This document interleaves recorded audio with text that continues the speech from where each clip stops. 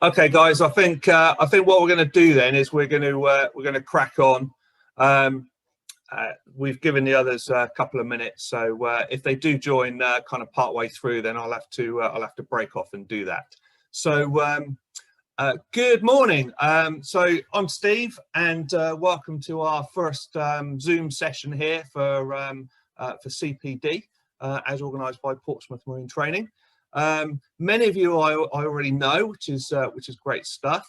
I think what I'd like to do, well, my first question is that I've been asked by an awful lot of people, can we record these sessions?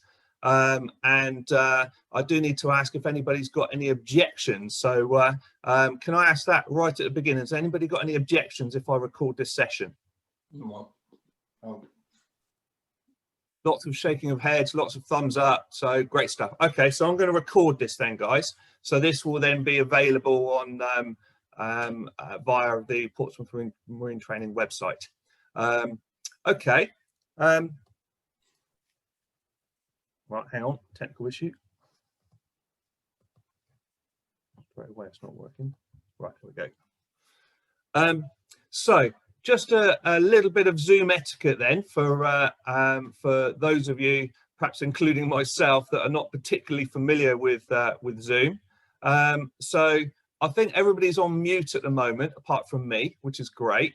And the idea of everyone being on mute is that if you get a lot of background noise, the cat walks in the background or the kids or whatever it might be, then it can cause a few problems. So if everyone's on mute, then if you have any questions, which is great, I welcome questions, that's why we're here, then it would be great if you could then raise your hand electronically. And oh, I've just got somebody trying to enter the room, so one sec, let me admit him. Okay, so we should have Kieran that's joining us there now. Go back on this side.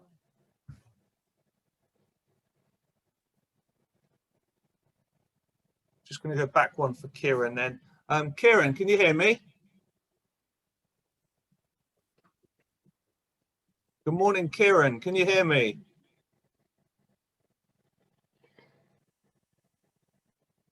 So Kieran, if you can hear me, I can't hear you and I can't see you.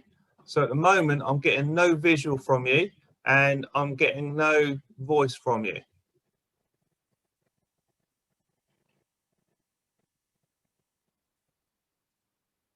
Okay, I've got a message from Kieran saying, yes, I can hear you, and he's going to try and fix his video.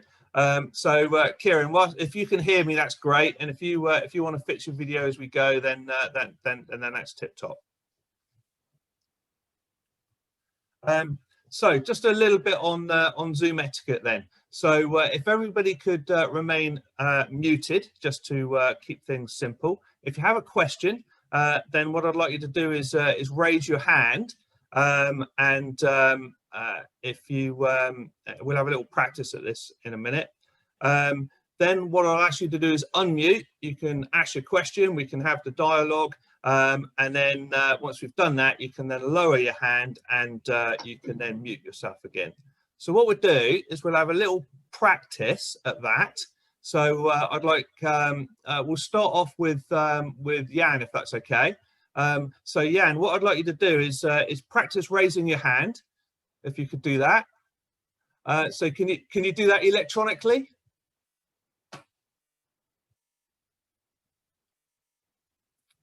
How does he do that?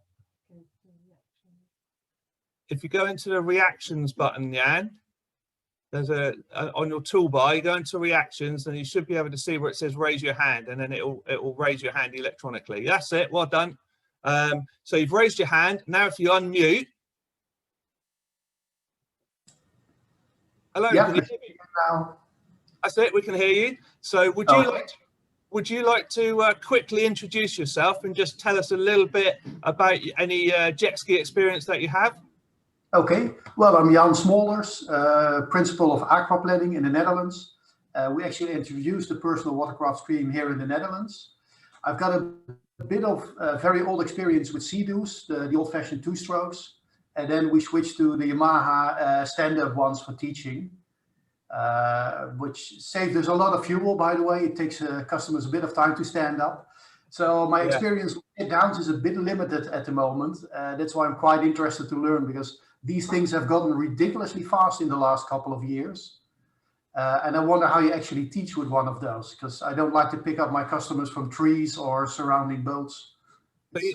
So yeah, and you teach the RYA PW proficiency ticket, do you? Correct, yeah. Okay, well, we're excellent. allowed to teach it. We don't teach a lot at the moment, but I'm planning to in the next couple of years. Okay, good stuff. All right, thank you very much. So Jan, if I could ask you to now mute yourself again, and then we'll switch over to David. So David, would you like to just practice raising your hand? That's it, lovely. And then unmute yourself. We're there. Hello, would you like to introduce yourself and tell us a little bit about your jet ski experience? My jet ski experience, I transferred over from powerboating, so I'm an APBI, and one of the places I freelanced to, they wanted me to get into jet ski. So having dishing them out and sorting them out anyway, so I transferred over, so now I can actually instruct on them as well. So you're a PW instructor, are you? Yeah, I transferred. I did the conversion course middle last year.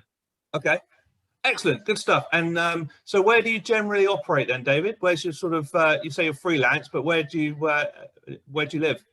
I live in Peterborough, so I travel down to the south coast, similar to your area. I've been down to yours actually.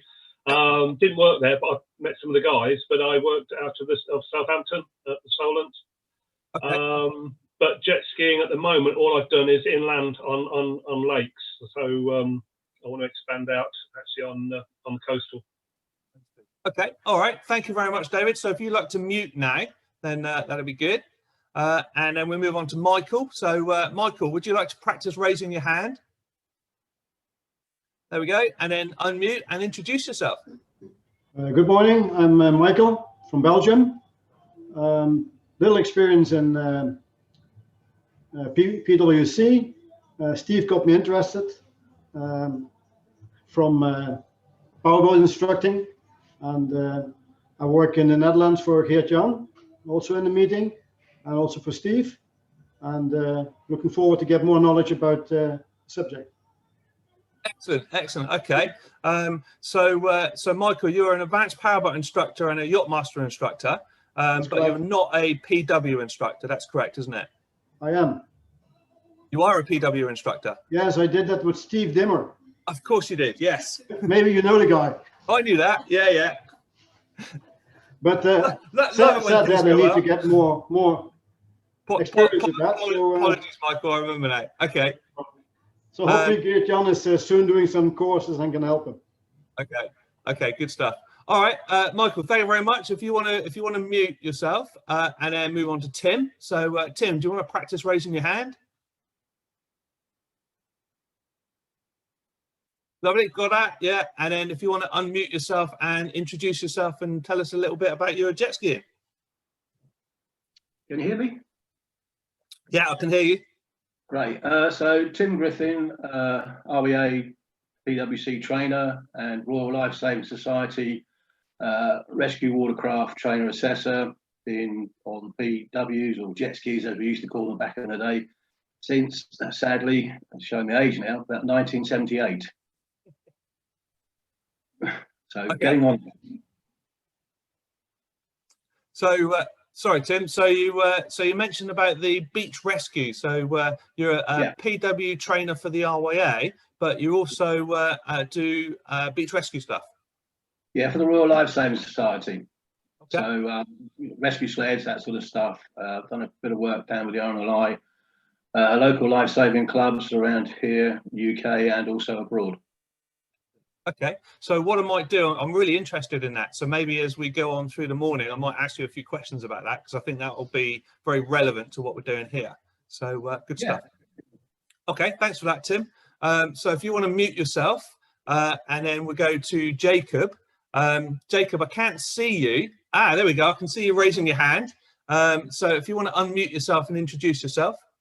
Hi, yes. Hi, I'm Jacob. I suppose over the last 2 years, I've gone from doing nothing with jet skis around to doing my PW Advanced Handling with Steve, and then my PW instructor last year with Steve.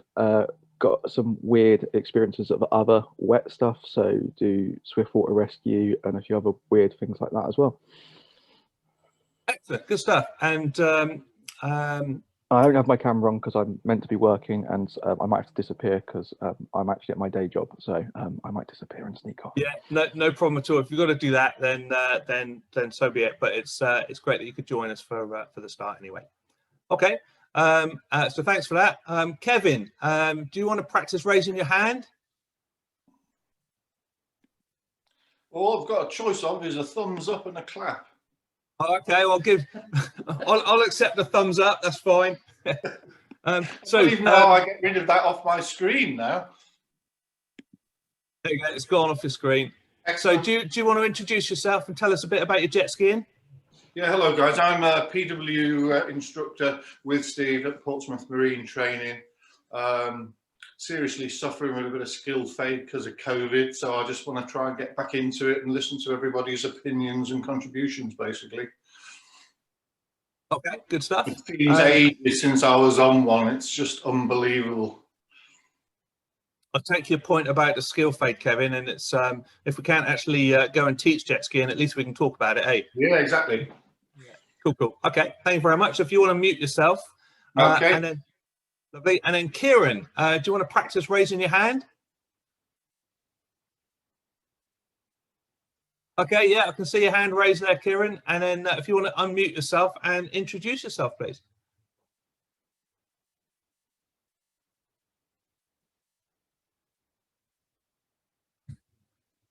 Oh, okay, I've got a message from Kieran. It says, hi, I'm still having mic and video issues. I'm Kieran. Oh, and I've lost the message. Okay, so one sec. Okay, so just looking at Kieran's message here. So it says, I'm still having mic and video issues. I'm Kieran. I have a little bit of previous experience, but I'm here to improve my knowledge. Okay, Kieran, absolutely welcome, mate. Appreciate you having kind of technical issues there. Don't worry, as long as you can hear and see us, then that's the most important thing. So also, just for completeness, you might see on your screens that there's a little box that's marked Nikki. So some of you know Nikki, my wife. She's kind of sat here with me at the moment. She can kind of lean in. There you go. So she's here just helping me with the technical stuff because I'm not particularly proficient with Zoom, I must admit. So okay. So in terms of the session this morning, then it's probably going to be somewhere between an hour and a half or thereabouts, depending on how many questions you guys have. And feel free to ask the questions. That's why we're here. Just raise your hand as you've all practiced, and then we can unmute you and we can get you involved. So it's a very interactive session, hopefully. So please do ask your questions. So just the overview on the session then. We're going to answer these questions, hopefully. Who's interested in further PW training? Because there are various people with various motivations that are interested in this. So why are they interested? What's their motivations? People have got different backgrounds and different reasons for it. How was the Personal Watercraft Advanced Handling course developed? So where did I get my further training, and you know, the guys that I work with, where did they get their further training, so that we could then develop this course, which I think is an important question. How did that lead on to the development of the PW Advanced Handling course? And it's a very modular course. We've got 5 modules, and I'll introduce those modules. And then finally, what's next in the future for PW Advanced Handling? And one of the big questions is, how do we interrelate with the RYA? and is the RYA going to be adopting a PW advanced course in the future? Are going to hopefully answer all of those questions. Okay, so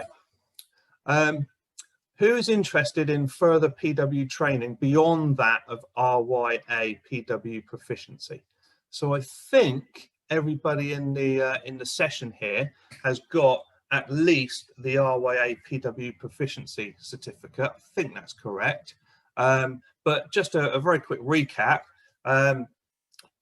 RYA PW proficiency is an entry-level course, one-day course, and it's designed so that a complete novice can basically buy themselves a jet ski, launch it, be safe on the water, and recover it and go home again. So there's a little bit in there on handling, a little bit on how the ski works. There's a little bit on coal regs, for example. There's a little bit of chart work and a hint of tides.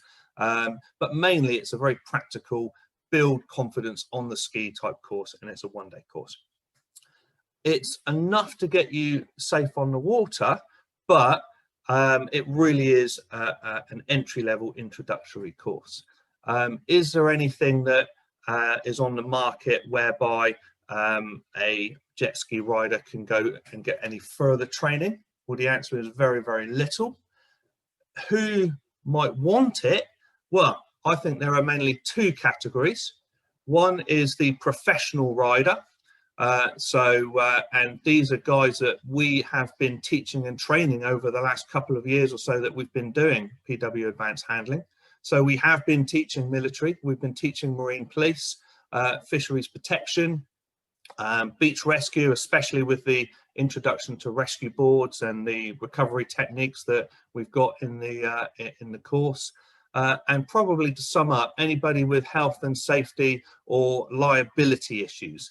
So council, for example, that are running beach patrols want to be absolutely sure that the guys that are on the skis on their behalf patrolling the beach have got as much training as they can have so they can safely get people back to the beach if there's an issue, and of course nobody wants to be sued.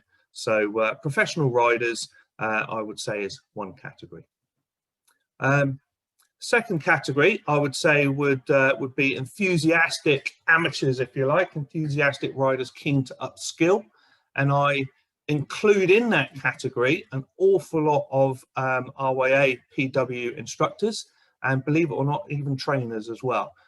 Since we've been delivering our PWA course, PW Advanced Handling course, we've found that there's been a lot of PW instructors that feel that they could do with some upskilling, and so they're coming off a 2-day course in order to achieve that. Okay.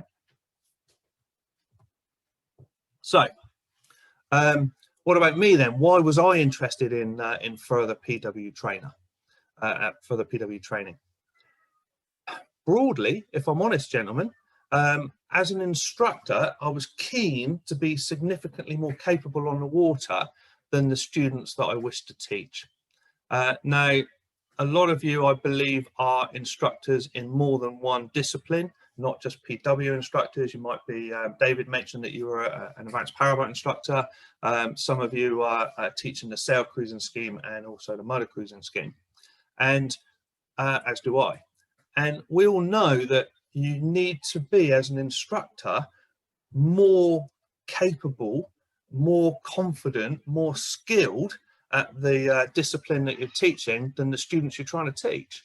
And I think that there is a little bit of an issue within the RYA scheme in that you can become a holder of the PW proficiency ticket, and then the very next day you can pretty much do a PW instructor course or a conversion course if you're already a powerboat instructor, and the level of skill that you have on the water is only, perhaps in some cases, marginally more than what you're actually trying to teach. The RYA scheme does say that you should have 2 years experience of jet skiing before you become an instructor, but I think that there are, shall we say, some people that fall through the cracks a little bit on that. So personally, I've been jet skiing for 20 years. and most of that 20 years was a case of on holiday in Mallorca or Florida or wherever, jet ski off a beach, have a bit of fun for half an hour. But just because I've jet skied 20 times in 20 years, does that mean I've got 20 years experience? Well, personally, when I went and became an instructor, which was down in Whitstable, on the Kent coast, the instructor course there, which was with a trainer called Neil Austin, cracking guy, absolutely superb. With him and his team, there were 3 or 4 of the instructors there. Great kit, off the beach, but the conditions were marginal, really marginal. It was pretty lumpy. And I came to realize that I needed to upskill quite significantly in order to be able to be confident and teach. Likewise, as a trainer, I was keen to be more capable of the instructor candidates that I wished to train. So for me, there was a real need to upskill in order to be able to build my confidence so that I could be on the water, I could be all I could be, really. Okay, so what did I do about it? I wanted to get some further training. There was no further training within the RYA. There was no further jet ski training anywhere else that I could find, with the exception of something called K38. So can I just have a little show of hands, please, guys? If you've heard of K38, can you just put your hand up? Okay, so Tim's heard of it, Kevin's heard of it, Jacob's heard of it. Okay, so some people have heard of it, but most people have not heard of it. So K38 is basically, you can see the picture there. It's a very, very high level training course which has been developed to enable jet skiers to tow surfers out into really big surf. So if you think of places like Nazaré or Hawaii, for example, or places out in Polynesia, really, really kind of big surf stuff. The surfers aren't able to kind of paddle themselves out into this big surf. So what they do is they use jet skiers to tow them out into the surf, and then they use jet skiers when they wipe out and stack it. The jet skier comes in and then rescues them. So the only further training that I could find in order to be able to upskill myself was K38. I led a small team of guys down to a place in Cornwall to do some K38 training. And it's basically surf rescue I've mentioned. There's also an element of fast water rescue within K38. They very much got a philosophy of tools, not toys. So we're moving into the idea of using jet skiers as a tool for professional reasons, rather than just going out and having a blast and doing donuts or what have you. And it's a very, very high level qualification. Took me 3 years in order to be able to get onto the course, with the one centre in the UK that offers it. There are only 11 centres worldwide that offer this. And as I say, it's a fairly specialist thing. So what I'm going to do now is just going to show you a little film clip. It's a couple of minutes long, and there's a bit of music to it, so just bear with me. I just thought I'd liven up the presentation a bit.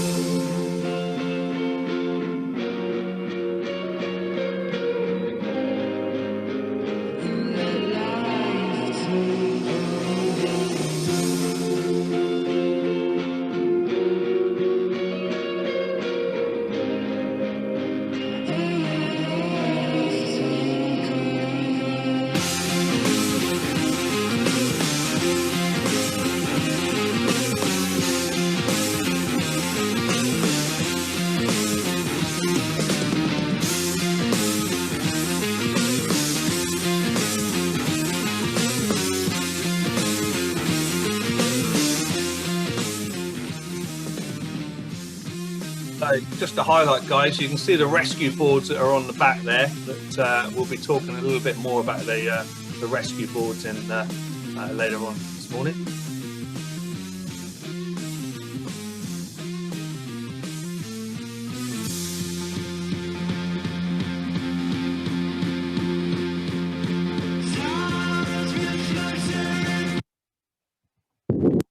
Okay, I think that'll do for us.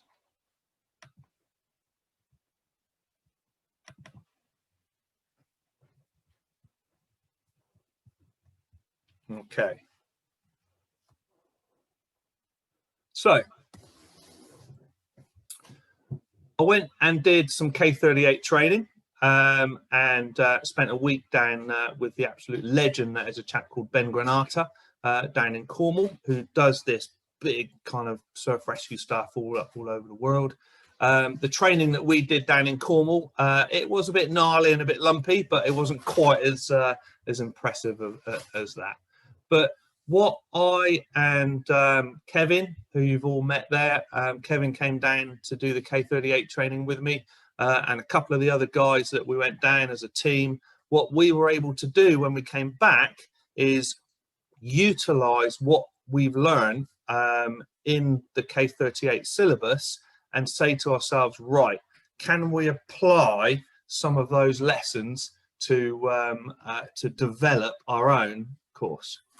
I've got a message from Jacob there saying I need to nip off, so hopefully you can come back, Jacob, if you can, but otherwise good to see you. So we used K38 to develop our own 2-day advanced handling course.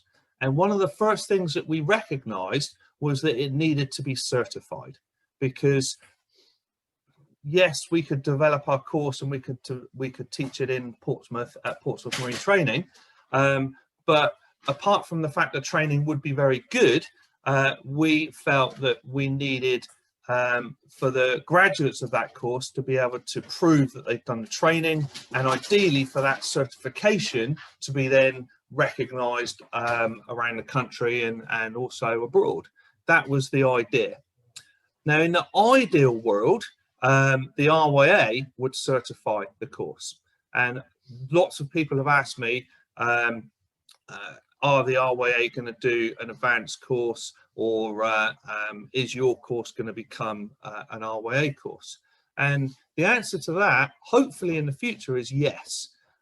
When we developed this course, the very first thing I did is I went to see Richard Falk and Rachel Andrews, and they were very kindly invited me up to the Hamble, to headquarters, bit of a chat, cup of coffee, and Richard made it very clear that he was very supportive in the course that we were developing, very keen for us to do it. He said that the RYA at the time, which is about nearly 3 years ago now, at the time had no plans to develop an advanced course, but if we were able to prove a market for our course, then they would look at either adopting our course or perhaps further developing our course and adopting it into the RYA scheme. So the emphasis was very much on me. Go away, Steve, develop your course, prove there's a market, and then we'll talk again. Well, we talked again, and that was in January, end of January of last year. Rachel came down and we proved there was a market, and I'll talk a little bit more about this later, but the conversation at the time was very much that we're going to develop this into the RYA scheme. Then of course COVID got in the way and stomped everything, but I'll talk more a little bit about that later on. Back when we first developed the course then, in the absence of an RYA certification, we thought that we would develop our own certification. And you can see the picture there on the screen. And there are various, just like with the RYA tickets, there are various little anti-tamper, anti-fraud, anti-copy things in there. Each certificate has got a number, it's registered, and we've trained somewhere in the region, I don't know exactly, but it's about 35 people, 40 people thereabouts for PW Advanced Handling. And if we do adopt that into the RYA scheme in the future, then I will ask the RYA to recognise all people that have done our qualification to then kind of grandfather into the RYA scheme. I can't promise that will happen, but that would be my wish. So PW Advanced Handling is certified. Where does it fit in the grand scheme of things? So the RYA PW Proficiency course is an entry-level course. As we know, one-day course. PWAR, as I call it, or PW Advanced Handling, builds and develops your skills to a level much further beyond PW Proficiency. But it doesn't take you up anywhere near to, shall we say, K38. So the idea is that PW Advanced Handling fits in the niche somewhere in between the mass market of PW, RYA PW Proficiency and the very, very, very niche high-level K38. PWAR sits in between the two. And I think there's a real market for that qualification or for that level. Now, I've said there in the bottom, Portsmouth Marine Training PWAR is the only certified PW Advanced Handling course currently available, as far as I'm aware, apart from K38. That's not quite true. So Tim alluded to some training earlier on. So I know the RNLI do various kind of in-house training. I know that the Marine Police have got some various in-house training that they do. I know that the military do various training. But as far as I'm aware, PW Advanced Handling is the only thing that is available to the whole spectrum of the general public. And I'd very much like to develop it further if possible. Okay. So it's designed as a mainstream advanced PW course to sit between the RYA and K38. We've designed it as a 2-day course, so it's ideal for recreational users looking to upskill, so the keen amateur, if you like. But it's also designed so that it's ideal for commercial users looking to satisfy a health and safety requirement or to satisfy a liability issue as well. Okay, so and I've mentioned already, we have been training professional organisations. We've trained fisheries protection in Ireland. We've trained marine police units. We've trained beach patrol. And interestingly, Kevin and I had a job just before Christmas. We were contacted by the Royal Navy, and the Navy needed a couple of what they termed as commercial jet skiers to go out and practice with them. They've got a new radar, and they wanted to practice the efficiency of their new radar on their ships. So Kevin and I were out like razzing it around in some fairly interesting conditions, fairly lumpy conditions, to satisfy that requirement for the Navy. But we only got that job because the Navy specifically wanted somebody that was and I use their term, a commercial jet skier. They wanted somebody that was, reliable and capable, and we were the only, how should I put it? We were the only qualified advanced ticket holders that they could find. Hence, we got that job. Okay. So, can I let me just have a little pause before I start talking about the PW Advanced Handling modules and about the course structure. Has anyone got any questions at this time?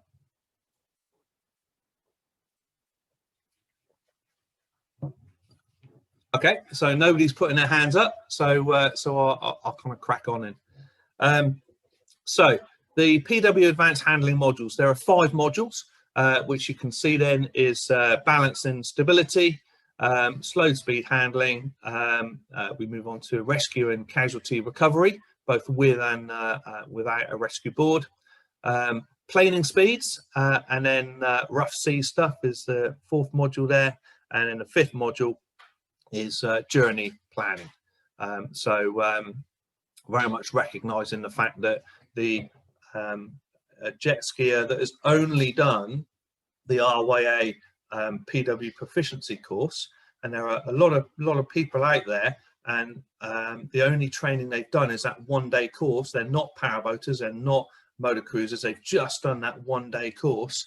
Then you know, and we all pretty much know how little training there is in terms of chart work and tidal navigation within that 1-day course. So the journey planning module is there to address that and upskill people a little bit more in terms of their chart work, tidal navigation and electronic navigation. So one thing I learned at K38 is that the absolute cornerstone of all of this is balance and stability. We go right back to basics, and we really do start to think to ourselves, how can we be at one with the ski? So the first module then is we're stood in waist deep water, chest deep water maybe, off the beach, and we're building the confidence and the ability to be able to stand and move around your ski. And if you imagine the center line of the ski, as long as you keep your center of gravity, which from a male perspective tends to be kind of like upper body and shoulders, as long as you keep your center of gravity over the center line of that ski, then you will be very, very stable. And you can stand up, and we get you to do this on the course straight away. We get you stood up on the ski, on the side of the ski, step in towards the back of the ski. We get you stood on a port quarter, on the starboard quarter, and then we build up to the point that you can walk around the ski, almost run around the ski, and maintain your balance and the stability of the ski. It's all about working on that cornerstone. What I'll probably do is we'll get you stood up on the ski, we'll get somebody else holding the ski and rocking the ski from side to side and backwards and forwards, almost trying to get you to fall off. But again, if you keep your center of gravity in the right place, the ski will rock underneath you, but you will not capsize, and you will maintain your balance on the ski. So we do it with just with one person on the ski to start with. We've got 3 or 4 different skis. That's the Spark that we've got there. We've got a Spark 3 up, and if you can do it on a Spark, then you can certainly do it on a bigger Yamaha or a bigger CD.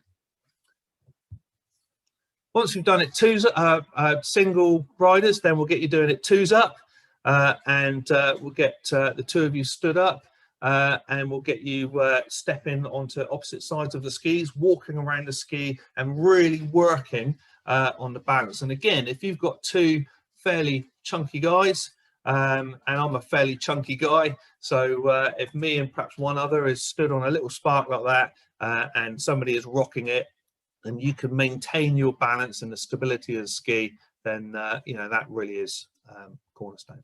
So that's what that's where you start the course. Then we start putting these into practice. We fire the skis up and start kind of moving around, but we move from side to side all the time. We're building confidence so that you can move around the ski. In this case, we're moving around the ski whilst the ski is in sort of tick over mode, just kind of just cruising around a little bit. Building confidence, all about building confidence.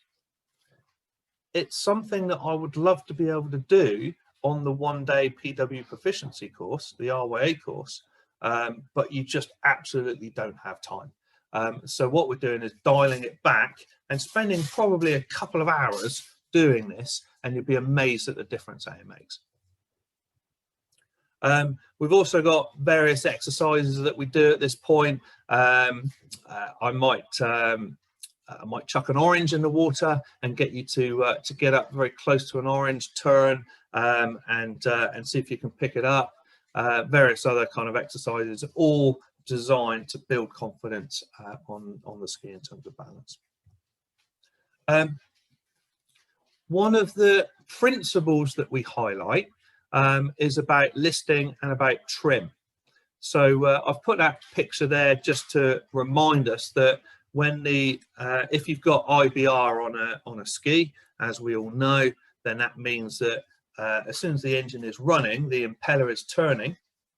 But if you were in quote unquote, there we go. If if you're in quote unquote neutral mode, then all that means is that the jet is not being squirted out the back to push you forward. The bucket is not redirecting the jet under the ski in order to push you backwards. The bucket on the back of the ski there is directing the jet straight down.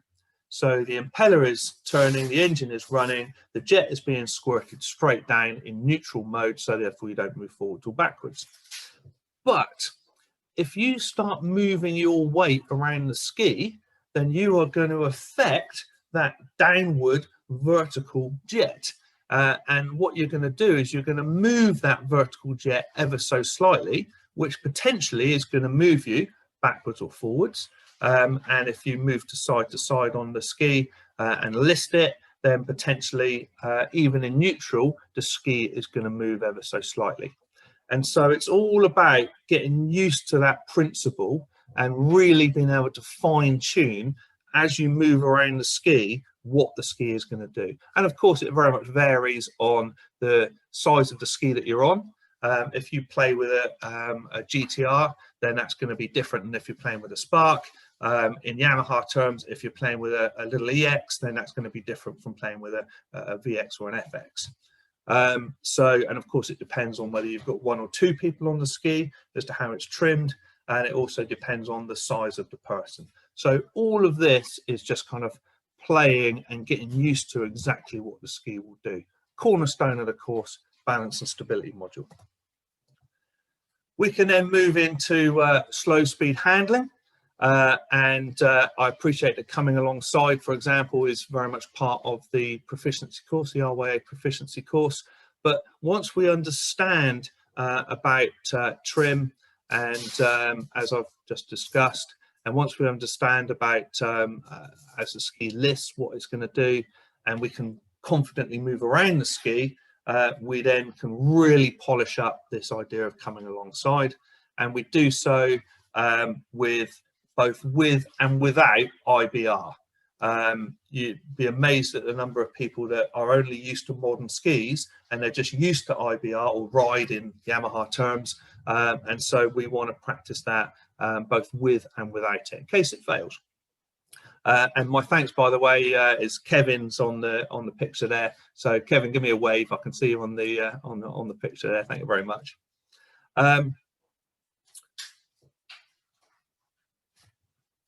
We practice reversing, and again, all about building confidence. But we want to do it with absolute precision. And ultimately, gentlemen, I'm talking about inch perfect precision. So you can see that one of our clients there is on the Spark, and he's just kind of casting himself off, and he's reversing back into a pretty tight space, and then giving a thumbs up. We practice the idea of being able to move around the ski so that you can then fend off with your legs if you need to. And this is a fairly trivial example of just backing into spaces.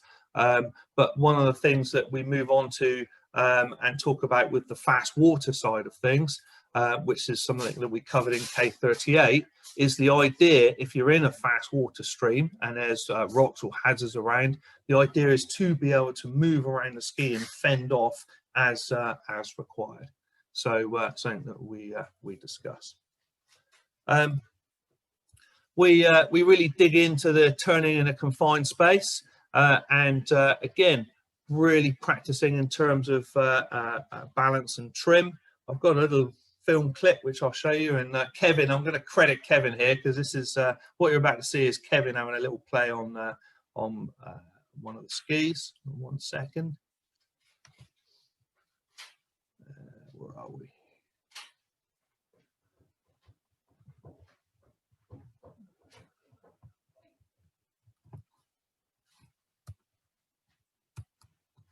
Oh, bear with me, guys. I'm having a technical issue here.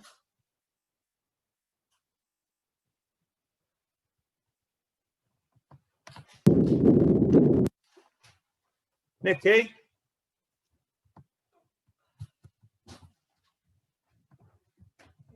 I'm having a technical issue here.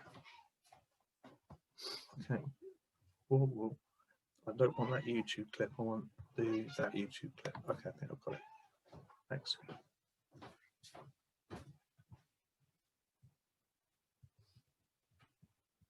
Okay, here we go.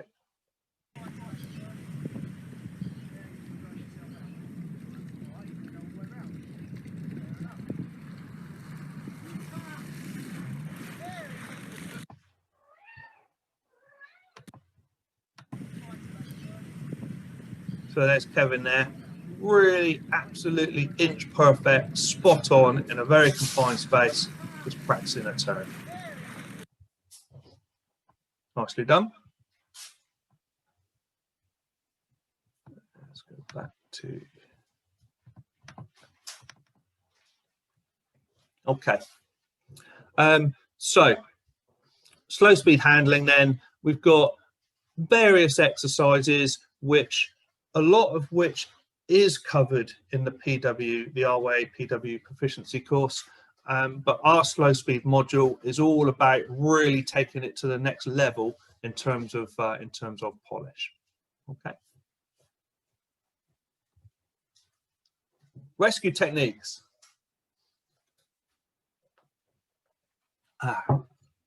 So again, I'm going to be very interested to have a little chinwag with Tim on some of this stuff, perhaps towards the end of the session. But we've got a rescue and casualty recovery section within the PW Advanced Handling. It's very much an introduction to rescue boards and an introduction to the various rescue techniques that I've picked up along the way and been taught.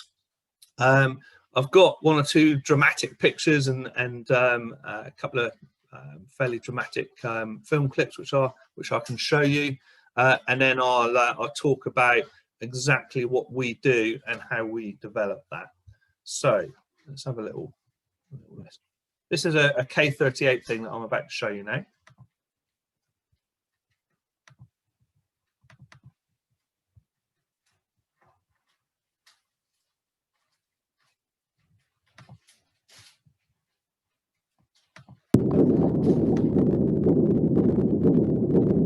Oh, sorry, wrong clip. One moment. Sorry, guys, wrong clip.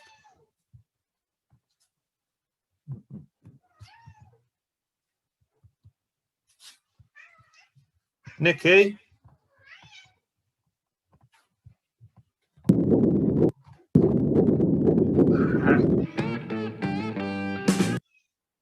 trying to. What I need to click on is underneath that. How do I get it? Do you need this clip anymore? Right. Move it down. Don't Move that one down. There we go. Thanks.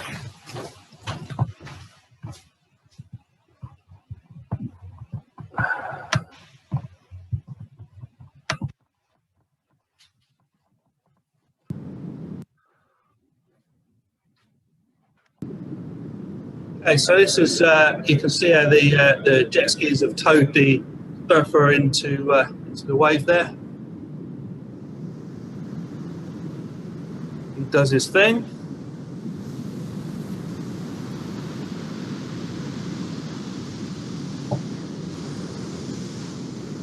Stacks it. In comes the jet ski. He does have a rescue board on the back there. Guys on the board. And hopefully they get out in time.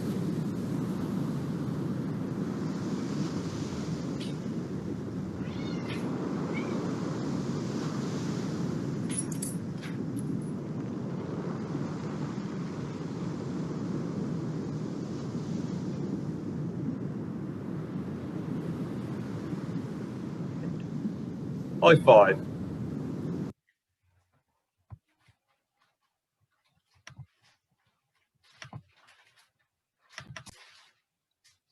Okay. So one of the things to emphasize then, guys, is that what you've just seen is the jet ski coming in as a casualty or a person in the water. The jet ski's coming in at speed and then rescuing the person in the water and then getting off out of dodge. Now, Kevin and I practiced that when we did K38 stuff, but there's, as you might imagine, a bit of a liability issue in terms of training with asking clients on a ski to approach either slowly or quickly, but approach towards a person in the water and then rescue them. What could possibly go wrong with that? So I'm a little bit concerned about the liability issues of doing that. So we do not do that on PW Advanced Handling. What I mean by that is that the RYA very strictly have a policy in that you don't put a person in the water and then rescue them. What we do is we don't put a person in the water and then approach them and rescue them. What we do is we put a person in the water next to the ski and then we practice rescuing them from that point.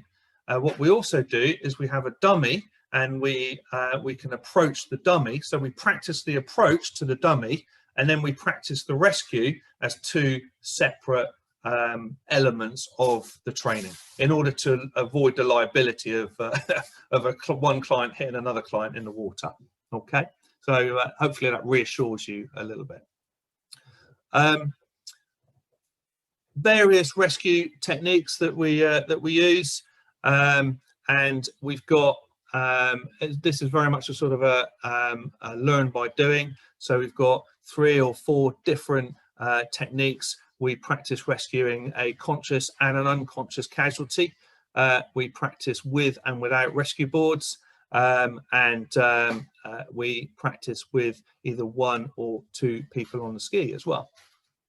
And some of the techniques that we've developed that actually work really well are something that's, some things are a little bit outside the box, and some things that are that we've picked up from K38. Okay. It's an introduction to rescue boards, guys. So we've got 2 or 3 boards. We fit the boards on skis. A lot of people that come and do our courses have never seen a rescue board before. They have no idea of just how versatile this piece of equipment is. And so we practice again with 1 person on the ski, rescuing a casualty and getting them on the board and getting them back to the beach. We practice with 2 people on the ski, again getting people back onto the board and then back to the beach. We find that it makes a huge difference as to where exactly the casualty is on the board, how far up or down it is, because of course what you're doing is hugely affecting the trim of the ski, and it cuts right back to balance and stability. And the whole module is premised on the fact that the rider is able and capable to stand up on the ski, to move around the ski and without falling in. So this balance and stability is the absolute fundamental building block of not only the slow speed handling, but also the rescue and casualty recovery modules. The 2-day course is not all about rescue and casualty recovery.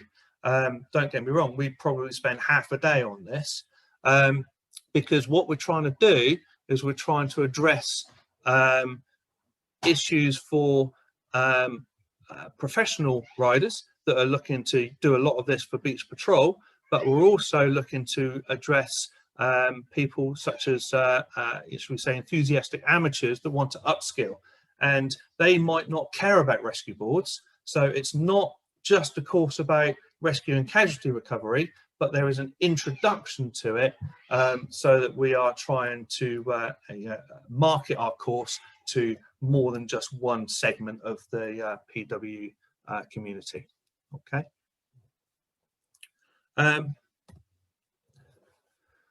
Planing speeds and rough seas. Well, there we go. This is our 4th module. So I've said there, what's wrong with this picture? So I'm going to ask the question then, gentlemen. I'm doing all the speaking. What's wrong with that picture? Anybody want to give me a hands up and tell me?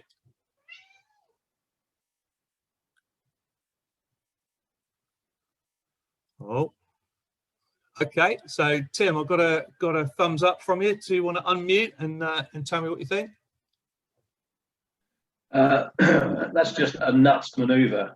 It's a bit of a showboaty exercise going on there, where he's let go with his hands and his feet, and then as he's coming back down, he's gripping on it again. But I mean, for a leisure rider to attempt anything like that, absolute nuts. I mean, he's gone airborne as well, which is not very good for the engine mounts for one. Yeah. We try to keep the skis in the water rather than out the water. So if he gets that wrong, that's going to have a huge impact on his chest, flail injury, for example. And of course, he's going to damage his ski. Absolutely. So not the most sensible practice, you might say. The one thing that I would add to that is that does he have any control whilst he's up in the air like that? No control at all. So Tim, thanks for that. If you want to mute yourself again, lovely. So aside from the fact that it's potentially dangerous, the fact that he's going to potentially hurt himself, the fact that he's going to damage his ski, from a professional perspective, he has no control at all whilst he's in the water, because of course we only have control of our ski when we're able to direct our thrust. And if we're not sucking any water up through our inlet and pushing it through our impeller, then we have no thrust that we can direct, so we have no control. And so what we learn and what we teach in our rough seas and our planing speeds module, I've sort of paired them together, is that the idea is to keep the ski in contact with the water at all times. And that leads to throttle control and steering control, and how we work our way through the sea state and the conditions that we're working with. Can I just ask for a hands up, please, guys? How many of you are advanced powerboat instructors? 1, 2, 3, 4, 5. Everybody except Kieran. Okay. So what we're teaching is broadly the same, apart from to keep the ski in contact with the water. We're also teaching broadly the same principles that we're teaching when we're teaching the advanced powerboat course in terms of rougher or heavier weather techniques. So Kieran, for your benefit there, we're teaching when you are heading into the wind and into the sea state. You might not go dead into the wind. You might be heading off at a bit of an angle, and if you like, zigzagging through the sea state, or tacking through the sea state, as some people describe it. We would be teaching that when we're going with the wind, then if you can match the speed of the waves or somewhere handy to it, then you can ride a wave, if you like, which might be an awful lot safer than trying to go too quickly and then ultimately pitch poling into the next wave if you're going too fast. We talk about trim, and in terms of trimming the ski, some of the bigger, more modern skis have actually got trim that you can adjust the trim with little trim tabs, for example, on the skis, or by adjusting the actual nozzle of the jet. But on its more fundamental level, on a jet ski, just by moving your body and moving your weight, you address the trim issues there as well. We also talk about beam on conditions. So we break it down, if you like, into just in the same way as when you're teaching an advanced powerboat, into the wind, with the wind, beam on wind, talking about trim, and the idea is to deliver those kind of fundamental principles. Now, a lot of us take that for granted because we're all powerboaters and most of us are advanced powerboat instructors. But believe you me, in my experience, a lot of the people that we've been teaching PWA to, PW Advanced Handling, they have come right up through a jet ski background, but they've not got a powerboat background. So a lot of people out there that have got a jet ski background but have not got a powerboat background, and teaching these fundamental principles for a lot of them is a real light bulb moment. It's a real eye opener, and they're used to just bashing through sea state. Trying to teach them to do that with a little bit of panache is useful. Okay, so that's planing speeds, rough seas. Kind of mentioned it there. Teaching into and with the waves, beam onto the waves, throttle control and trim. So the final module in our course then is the journey planning module, and the reason that we've introduced this module is to allow for those people that have not come from a powerboating or sail cruising or motor cruising background. They're purely come up through the jet ski background.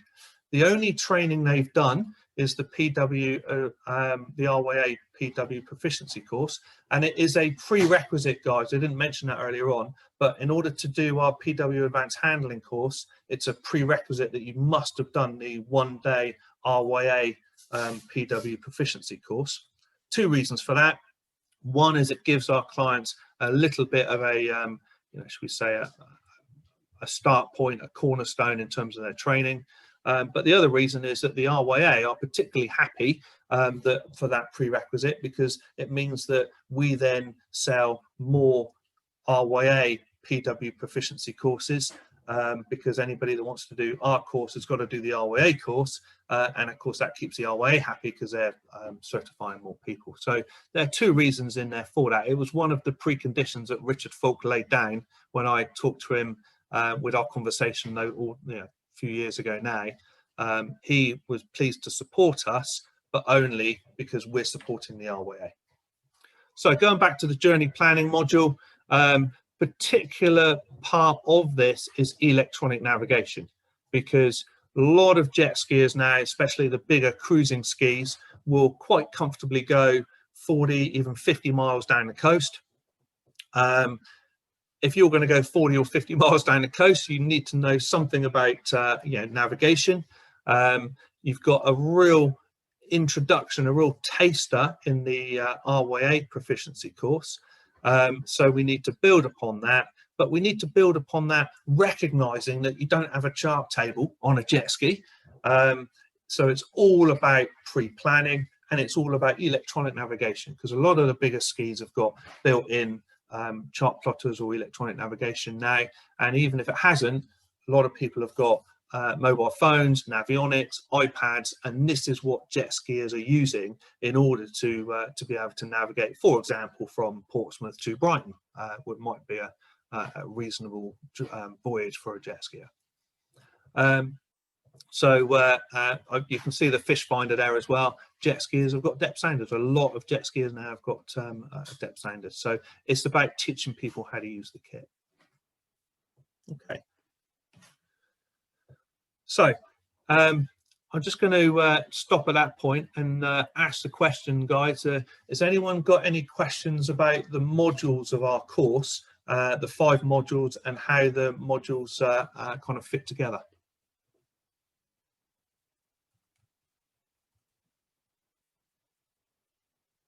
Okay, so nobody's waving their hands there, so so happy with that.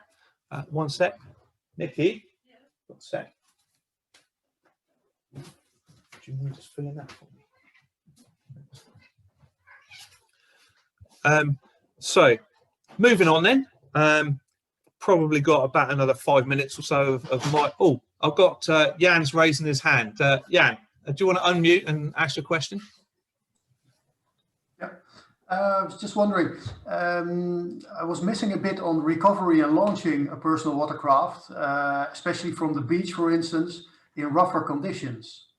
For the one-day training, it's often, well, from the marina, but I can expect for the rescue services to have some lumpy conditions or from an unprepared beach.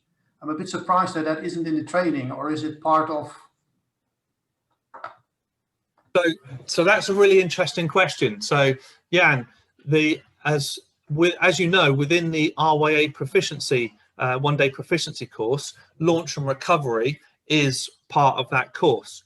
But a lot of centres only teach it in a theoretical sense, perhaps using training aids, or they show a video clip or whatever. They don't actually physically do it because they keep their skis on Versa docks, or in some cases they keep them on dry stacks, for example, and so therefore the students just pull the skis off the Versa dock and off they go. They don't actually get the launch and recovery experience. At our school, at Portsmouth Marine Training, we keep our skis on trailers and we launch them off the beach. So we actually, even on the RYA proficiency course, we get that experience. And we find when we ask for feedback from our clients, we find that if we ask them what's the most fun part of the day, they often talk about, you know, plane and speed, kind of racing around some boys somewhere. But if we ask them what was the most useful part of the day, at least half of them say, the point you just made, at least half of them say it's the launch and recovery on the slipway or on the beach, which is why we keep our skis on trailers, and we actually do that. We physically do that with the clients. We have to do it in order to be able to run our course. Now, by extension, we also do that on the PW Advanced Handling course. And we've got two slipways that we use. One is a very broad beach slipway, which builds up a lot in terms of you know, gravel and what have you. And we can use that any state of the tide.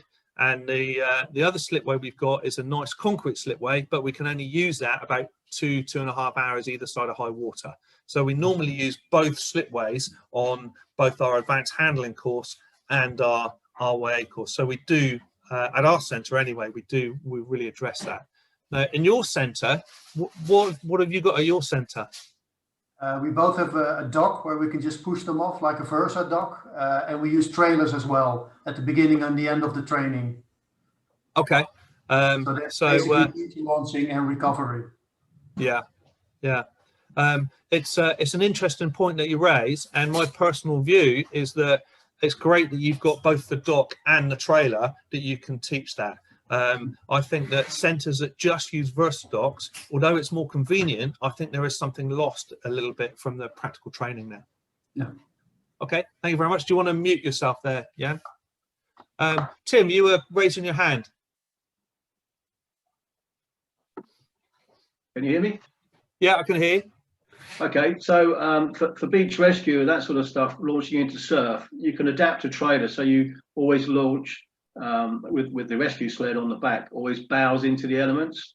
So rather than like reversing it off of the dock or off the Versa dock or off the trailer, you can adapt a trailer so it's on bunks, flatbeds. So what you do then is you can have a Land Rover or whatever sort of vehicle pushing the ski sled down into the waves with the driver on. You fire up and you drive off, and you're always into the waves. So that's more for surf rescue rather than sort of like leisure type use. But it just means you have to adapt a trailer, have it with 4 wheels as opposed to just 2, with a tow bar, which you then push it then into the surf, into the waves. Very, very simple to do. A little bit expensive to make, but very, very effective. Yeah, I've seen clips of that, and I've seen that done. I've never actually done that myself. Is that something you've practiced, Tim? Is it? Yeah, and it's pretty good fun because again, you have to look at when you're on the beach. We're just talking about beach rescue here, nothing else. We have to look at the wave set, look at the hydrology, look at the topography of the beach, what's underneath the water. Is there going to be any rips, that sort of thing, rocks to avoid. So what we're doing is we're looking at the wave set. So we're counting the wave set, and there will always be a lull, whether they're even or odds, 3s, 5s, 7s, whatever. There will always be a lull in the wave set. And the idea is to sort of time it so you can then get onto the ski and fire it out. Go for the shoulder rather than the lip. Now, the shoulder's got a lot of power in it, okay? But once that wave breaks, you're going to get aerated water. If you get aerated water, the impeller loses grip. So then you've got to do pumping basically on the throttle to sort of try to get the impeller gripping again. So we're always going to go for the shoulder, the lowest part, and it's the same with the towing guys. They're always going to escape via the shoulder. Once that wave starts to curl 18 degrees past the vertical, that's when it's going to start to break. So from the beach, what we do is we look at hydrology. We look at if we're going to come out into the surf, if there is broken water, come off the throttle, drop the bows, dynamic ballasting we call it. So weight forward, wave punch. As the wave starts to curl, starts to make a lip, you come off the power and you're aiming for the top third of the wave. So you're basically smashing through it. That's not that's to keep the ski in the water. It's all about throttle control, dynamic ballasting. So weight forward, push the nose down, smash through. It is good fun, and when it goes wrong, it's very painful. I can imagine. Yeah. All right, Tim. Thanks very much for that. So, Jan, does that answer some of your question there? What Tim's just said? Excellent. Okay, cool. Thanks for that. Any other questions, guys?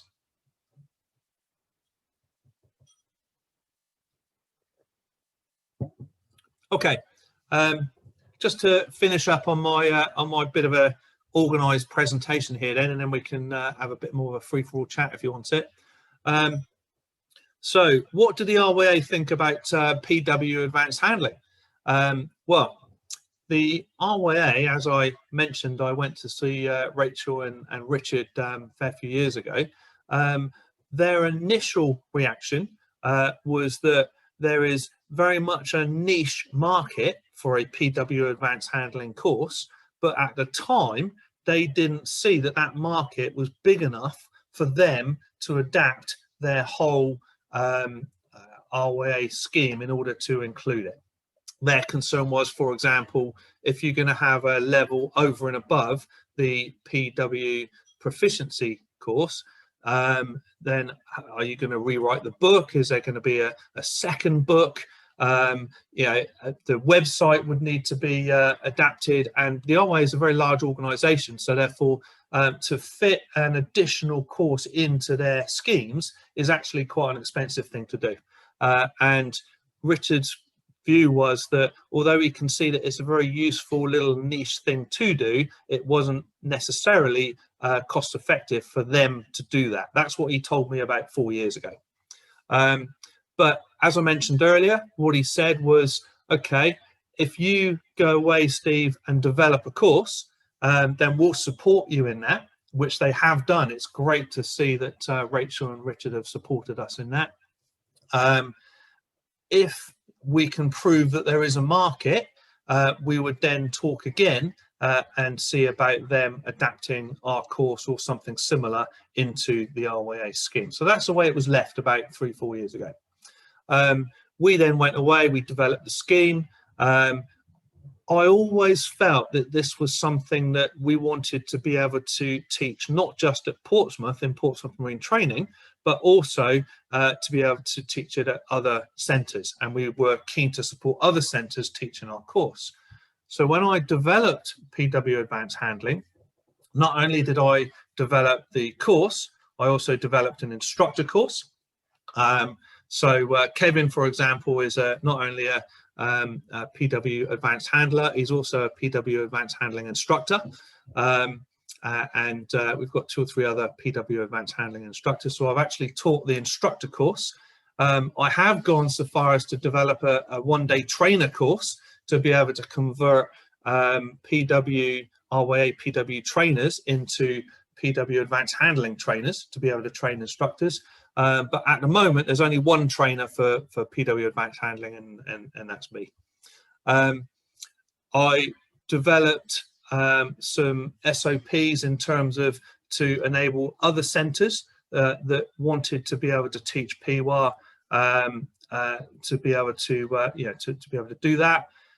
And so far, we've got a centre in Kent involved. We've taught a course for PW on the Isle of Wight. Tim probably knows Benbridge, Sue at Benbridge, so we've got her involved.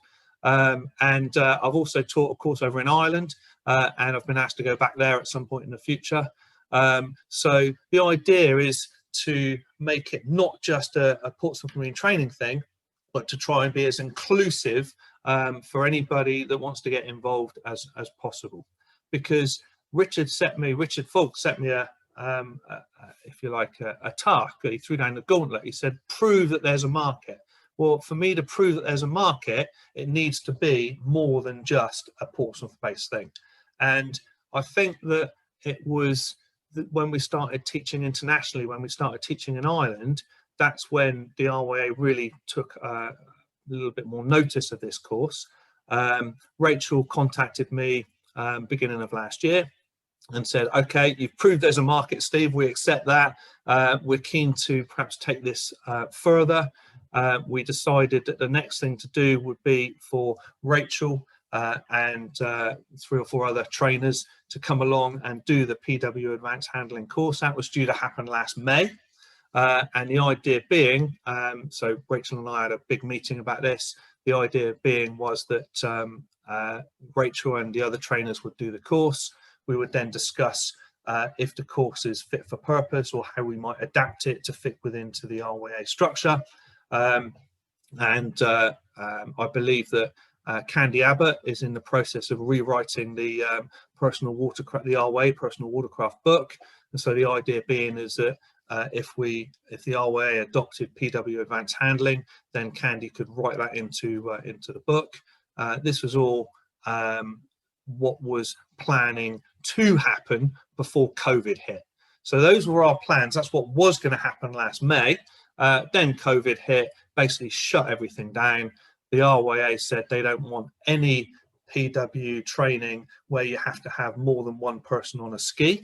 So as from last June, I think it was, the RYA said, okay, RYA training centres can teach RYA PW courses, but only with one person on a ski at a time, not two people on a ski, unless they're from the same household. And as I think you can see, gentlemen, our course is very much, you need to have more than one person on a ski, both in terms of the balance and stability and in terms of the rescue and recovery and the rescue boards. So it's quite up close and personal, and we cannot do PW Advanced Handling training just by having one person on a ski.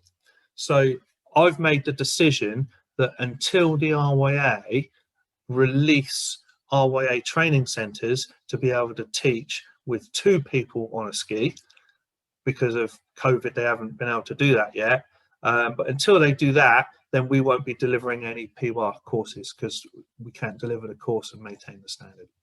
So the plan at the moment then is once COVID passes, Rachel comes down and does our course along with any other trainers that are interested. And I've got loads of trainers that are all knocking on my door asking, like, you know, what's going to happen here? How can we get involved? But once that happens, then hopefully we will develop this and it will eventually find its way into being recognised by the RYA. But that's not my decision to make, guys. That's just what I will hope will happen. If that doesn't happen, or until that happens, we will continue at Portsmouth Marine Training and anywhere else that wants to do it. We will continue to deliver the Advanced Handling course because I've proved that you know, the demand is there, and I think it's a good course to deliver. So we will continue to do this, and we will certify it with our own qualification, with our own certificate, up until this, if or when the RYA incorporate it. So what's next in the future for PW Advanced Handling? Well, it depends on the RYA. As I've said, it depends on COVID, but I think we've got a proven product. We've got a proven market, both in terms of the professional rider and the amateur looking to upskill. I think there are an awful lot of RYA PW instructors out there that would really benefit from this course in terms of the upskilling. All I can say is watch this space. So, gentlemen, that's the end of my little prepared chat. So has anyone got any kind of questions or comments? And it's, you know, feel free, it's interactive. Anybody got any questions?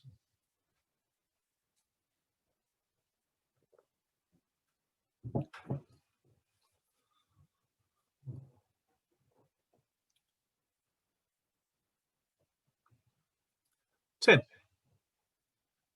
you want to unmute yourself, Tim? There we go. Yeah.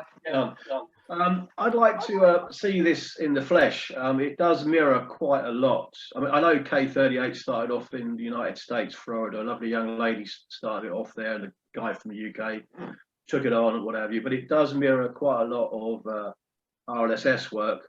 Although we tend to spend a lot of time on zoning, patrols, drop-offs, pickups, rescues, that sort of thing. But our course, like yours, is 2 days. So it's very interesting. I would like to see it in the flesh. So when this thing does all finish, I would like to come over and have a look. Excellent. All right. Well, Tim, I was going to say exactly the same thing about your course. And I think that I would really benefit from coming along on your course. I don't know if I'm able to do that because I'm not a member of your organisation. No, is the only thing. to get onto the RWC course, you've got to be a Royal Lifesaving Society qualified beach lifeguard. I thought that was the case. Because if so you have to be recognised at an approved training centre, which Griffin Marine Services is. Although we're no longer at RWA, we're still RLSS. You have to be a qualified beach lifeguard to come onto the course. So it's very difficult because we run it through the Royal Lifesaving Society. They cover us for our insurance. Yeah, and we actually do live pickups. You do live pickups. Okay. Yeah, and I've been whacked a few times. We start off slow. We do it's all slow speed pickups, but then that's because it's rescue work, and this is lifeguards having to rescue people. So we do live pickups, and it's the same with our inshore rescue boats. We do live rescues. Normally, as I'm a national trainer assessor. Normally, when I'm teaching the instructor courses, it's me in the water with a GoPro. Okay. And then all of a sudden the GoPro goes. So yeah, that's the bit where you get. But I'd be happy to come along and share anything. I think there is a crossover. I mean, I'm really keen, Tim, for you to come down, and I know you booked onto a course like a year or two ago, but then had to cancel. Yeah, exactly. Really keen for you to come down, because I would learn loads from you, mate, and your input would enhance our course. And one of the advantages of us having developed this course is that I can further develop it and make it better. And it might be worth doing that if perhaps before the RYA kind of look at it and try and adapt it in towards their scheme. Yeah. But what I would say is that our course is not just a beach rescue course. No. We've tried. I understand that, and I wholly get where you're coming from.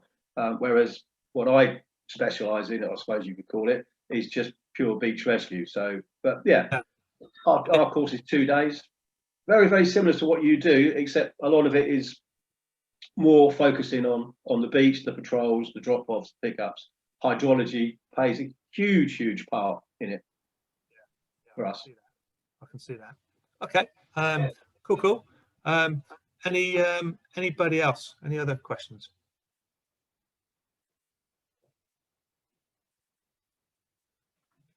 So one from me then. Maybe I'll pick on David for this one. So David, have you found this a useful session? And did you know a lot of what I've talked about already, or was a lot of this new? I found it very interesting. I've been making notes to take back to one of the centres where I do work. That maybe to include that in a bit of training. When we can. So yeah, I mean, I'm quite keen to actually come down and do the course as well. So I was going to email you later and find out whether you do mates rates or instructor rates or anything for the course. But no, I've got a lot out of it. Yeah, it does overlap with the powerboat, advanced powerboat, with the passage planning and everything. So yeah, I think I'm really looking forward to having a go at it. Okay, that's really kind of you to say that. I think that it is a bit of a niche ticket, or niche training, if you like. But that said, just more than half of the people that we've trained for advanced handling have been RYA PW instructors. And every single one of them has said, do you know what, that is so useful to go back to basics with the balance and the stability and see how that translates on onto the various modules. And most of them, once they finish the course, they then say, right, how can I become PW Advanced Handling instructors is normally the next question. So yeah, you might want to do that as well. Yeah, I mean, the other question it's been going through my mind is, at the moment, you might be able to tell me on this. I was accepted on the trainer course last year. Unfortunately, it's on the trainer day course to see if I'm good enough. But if I do become a trainer, there was some grey area. Someone said that if I became a trainer on the powerboats, it would go over to the PWC as well. So I mean, that's a bit scary if that is like that at the moment. I mean, what's the situation there? No, that's not the case, although it used to be the case a little bit anyway. If you are a powerboat trainer, then that does not mean that you're a PW trainer. Okay, and if you're a PW trainer, that does not mean that you're a powerboat trainer. They're separate schemes. I think going back, you probably have to go back 7 or 8 years, if not before, that there was a bit of a crossover in that if you were a powerboat trainer, and now you have a trainer and advanced trainer, but back then you only had the one, so if you were essentially a powerboat advanced trainer like 7 or 8 years ago, and you were a keen jet skier and a jet ski instructor, then Rachel could sort of give you the nod and you could sort of convert across. But that's very much been stopped now. That's very much not the case, because what that led to was there were a number of trainers that were out there that had come through the powerboat route that didn't actually have an awful lot of PW experience. And so Rachel recognised that fact and started doing trainer revalidations for both PB and PW. The PW trainer revalidation started, crikey, 3 years ago. Help me out with that, Tim. Is it about 3 years ago? Yeah, something like that. So to answer your question there, David, no. If you are successful, and hopefully you will be, to become a powerboat trainer, then it will stand you in good stead to become a PW trainer, assuming you've got lots of PW instructional experience, but you will still have to do a separate trainer course. Yeah, I mean, that's not my focus. It was just, someone mentioned it last year when we were talking, and I got the acceptance come through, and I thought, it's a bit scary. Just suddenly say if you become a powerboat trainer, it automatically qualifies you for PWC, which I thought was a bit scary. So I mean, that's if I ever do that and get that far, that's way off, I think. I know, just in terms of trainers, so I had quite a lengthy conversation with Rachel about, this is back in last January, about if and when PW Advanced Handling becomes an RYA PW Advanced course. If that were to happen, then we both very much agreed in that we think that the PW scheme should mirror the PB scheme within the RYA at the moment. So whereas in the PB scheme, you've got a powerboat instructor that can teach PB2, you've got an advanced powerboat instructor that can teach advanced powerboat, you've got a PB trainer that can teach PBIs, and then you've got an advanced trainer that can teach APBIs. Where Rachel's very keen, if we adopt an advanced PW Advanced Handling course, to mirror that, so that we will end up with a PW instructor, as we are at the moment. You will need to become an advanced PW instructor to teach the Advanced Handling course. You are at the moment, we have a PW trainer ticket that can teach PW instructors, but we will also have a PW advanced trainer ticket that will be able to teach the instructors that teach the advanced handling.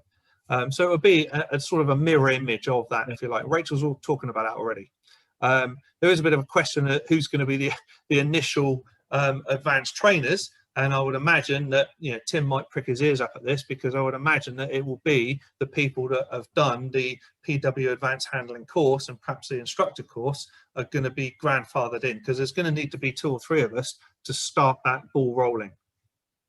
But again, I'm hypothesizing here. I don't know this. I can't talk for the RYA scheme. I can only talk for PW Advanced Handling.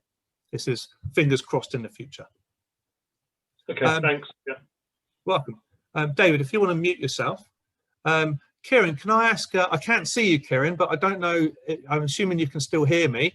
I'm just wondering if you managed to sort out your microphone issues, and if you found the session useful at all.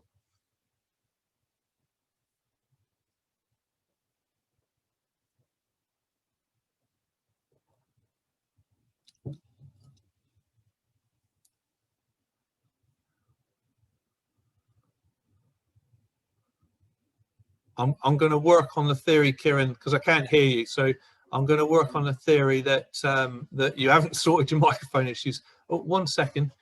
What's that chat box there? Okay, sorry. So Kieran's saying very informative morning. Thank you very much. So on the chat message there. Okay. Can I ask Michael then? Michael, by the way, it looks like you're sat on a boat there. Are you? Are you on a cruise ship, or what's happening there? It's a forgot the name. One of the big yachts, and they made available during COVID some pictures from it to use. Okay. There's just the background. So you're not actually sat on the boat then, right? No, not really. Just in the same way that I'm not sat on a tropical beach. Exactly. That's what I'm saying. We talked already about this, and I think the COVID caught up on us. Definitely interested to do this, as I already told you, because we talked about this course, I think, when you started developing it already. So I definitely need to get more experience, and looking forward to join. Absolutely. Okay. And probably Jan is joining also. I think. Yeah, he's nodding. Yeah, So, yeah, it's nodding his head there. Okay, cool. All right. Thanks for that, Michael. So as soon as we can get free of this damn COVID disease business and everyone's vaccinated and life's back to normal, then we'll be doing a lot more of this, because to be honest with you, I love getting involved with advanced handling. It's an absolute passion of mine. So we'll be doing this, whether the RYA adopt it or whether they don't. We'll be carrying on to do this. I know. Okay? Thank you. Welcome. Kevin, do you, I'm going to pick on Kevin a bit. Do you any comments on what you've heard today? Was that useful in terms of the preventing the skill fade? Yeah, I mean, the most striking thing that came out of that for me is the dynamic of sort of beach launching and the different kit that we don't have, we just conventionally launch. It's something I always highlight to the guys, that an incoming swell or wave doesn't punch it straight into their face or whatever, and your position of where you stand. But I'm very aware of Witterings and how they launch, and they've got these adapted trailers. So I'd be seriously interested in seeing how that's delivered, or the kit that's available to sort of discuss when we are delivering the lessons in the future. It might be worth either tapping up Witterings or perhaps tapping up Tim for a video clip of, I mean, we could probably go on YouTube and find it now, but it might just be worth thinking about including that just as a 1 or 2 minute clip within 2PWA. What do you think? Yeah, I'm just thinking back when we did Whitstable in Kent, and the sort of potential injuries that you can get just doing it on a conventional trailer or a double trailer. That was a bit gnarly up there, wasn't it? So yeah, it's an interesting highlight for me out of this discussion. Tim, you're raising your hand there. Can you hear me? Yeah, yes. I can hear you. Yeah, if you go on to Surf Life Saving Australia, Mr. Bundy Bear, I think his name is, there's some really good video clips. I know, I think that's just his tag name, not his real name. Right. There's some really good video clips there on RWC launch and recovery, especially in surf, and also the Hawaiian surf life saving, which is pretty unique when you think they've got jaws and stuff like that. So their lifeguards focus on a lot of hydrology again. They also do a weird thing where they steer the ski kneeling on the side rail using one leg. So if you're nozzle the stroke, yeah, that's quite an interesting trick to do, to make it sort of steer left and right, and just by changing your body weight, sticking a leg in the water, raising it and lowering it like a I suppose like a trim tab, really. But YouTube, there's some great stuff on launch and recovery, especially in surf. So Surf Life Saving Australia and Hawaii. Surf Life Saving New Zealand's got some good stuff as well. You just got to find them. Thanks for that. All right, guys. Before I end the session, then, guys, has anyone got any kind of final questions or observations?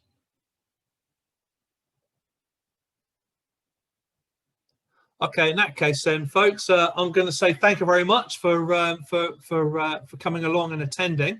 It has been recorded, so I will post this. I'm not quite sure of the technicalities of exactly how I do this yet, but I will post this so that others can come and view the session.